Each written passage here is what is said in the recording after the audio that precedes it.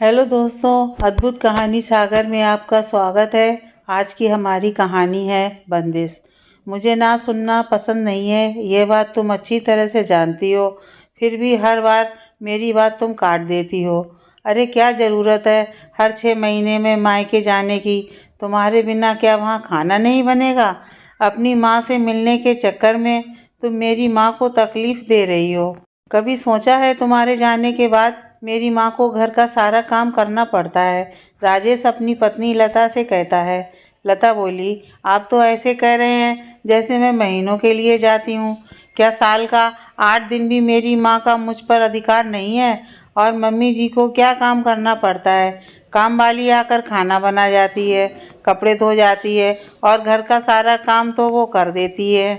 ज़्यादा से ज़्यादा मम्मी जी को दरवाज़ा खोलना और बंद करना पड़ता है और रात में आपको खाना परोस के देती हैं। क्या वो इतना भी आपके लिए नहीं कर सकती? राजेश बोला, तुम मेरे अच्छे व्यवहार का गलत फ़ायदा उठा रही हो। पत्नी हो, प्यार करता हूँ, पर तुम तो बहस पर उतर आई। लता तब बोली, बहुत खूब, आप मुझे प्यार करते हैं तो क्या मैं खराब व्यवहार करती हूँ? कभी ऐसा हुआ कि मैंने आपकी कोई भी बात टाली हो? जब भी मेरे माता पिता के लिए मैं वक्त निकालना चाहती हूँ तो आपको इतना बुरा क्यों लगता है? और मैं आपकी पत्नी हूँ, कोई जेल की कैदी नहीं जो मेरा ना कहना आपको पसंद नहीं है।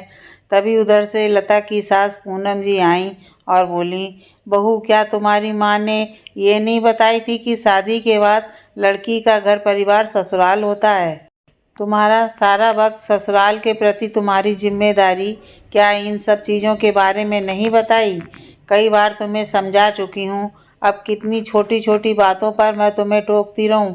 मैं तो सोची थी 4-5 साल हो गए हैं, अब तो तुम समझ चुकी हो, पर तुम्हारा तो अभी भी वही हाल है। हमेशा मायके जाने की रट लगाई बैठी रहती हो। लता बोली, सही कहा मम्मी जी, बहू की गलती ना होने पर भी सास टोकती है, तो वही सास अपने बेटे की गलती पर उसे क्यों नहीं टोकती? मुझे तो आपने कई बार समझा लिया, एक आध बार अपने बेटे को भी समझा लीजिए। शादी करके ससुराल आई हूँ, अपने माँ बाप को त्याग कर नहीं आई हूँ। हर साल मैं जाती हूँ और जब भी जाने का नाम लेती हूँ तो ऐसा ही माहौल बनता है। अब तो मुझे आदत सी हो गई है। पूरा समय आप लोगों का है, पर मेरे जीवन पर माता पिता का भी अधिकार है। ये आज मैं आखिरी बार आप लोगों को कह रही हूँ। इतना कहते हुए लता अपने कमरे में चली गई। उसके जाने के बाद पूनम जी राजेश से बोली, देखा, इसलिए कहती थी लगाम खींच कर रखो, पर नहीं, बीवी आती नहीं कि लड़के लट्टू बन के उसके पीछे घूमते रहते हैं। लो अब नाचते रहो।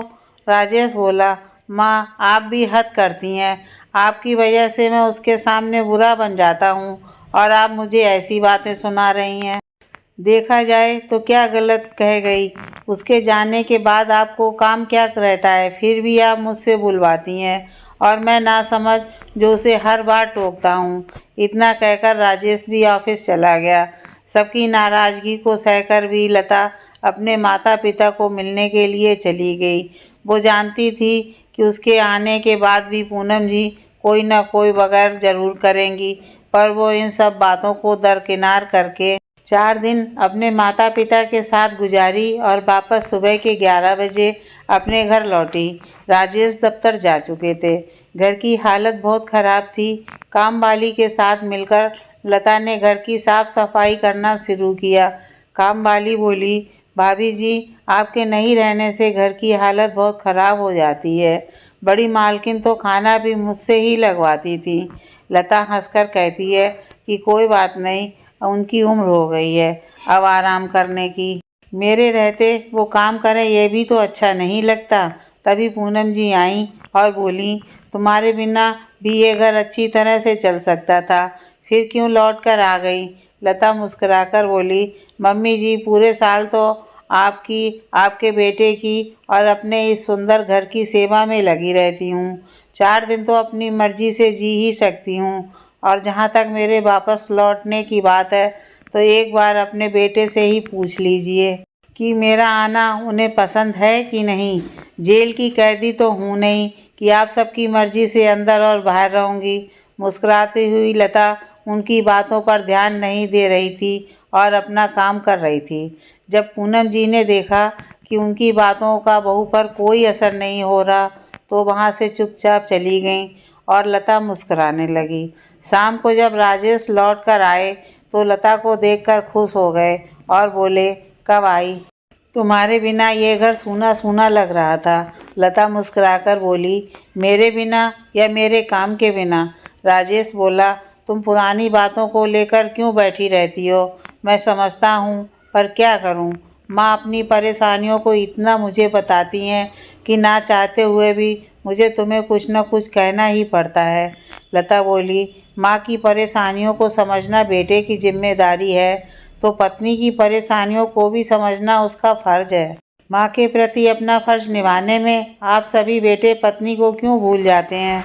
अपने मन की भड़ास जब आप अपनी पत्नी पर निकालते हैं तो आपको महसूस नहीं होता कि आप जेलर और मैं एक कैदी हूँ। राजेश ने आगे बढ़कर अपनी पुरानी बातों के लिए लता से माफ़ी मांगी और कहा, आगे से ध्यान रखूँगा और माँ को भी समझाने की कोशिश करूँगा। बस तुमसे उम्मीद रखता हूँ कि तुम भी मेरी परिस्थितियों को थोड़ा समझो। लता ने मुस्कुराते हुए पति का साथ देने का वादा किया। अब जब कभी लता के मायके जाने की बात होती, उससे पहले ही राजेश अपनी माँ के सामने भूमिका बांधता और उन्हें समझाता कि माँ 2-4 दिन की बात है, हम सब मिलकर संभाल लेंगे और फिर आपके साथ वक्त गुजारने का मौका मिलेगा। और वो समझ भी जाती हैं। यही बात बहू कहे तो सास की समझ में नहीं आती और बेटा कहे तो माँ तुरंत समझ जाती है।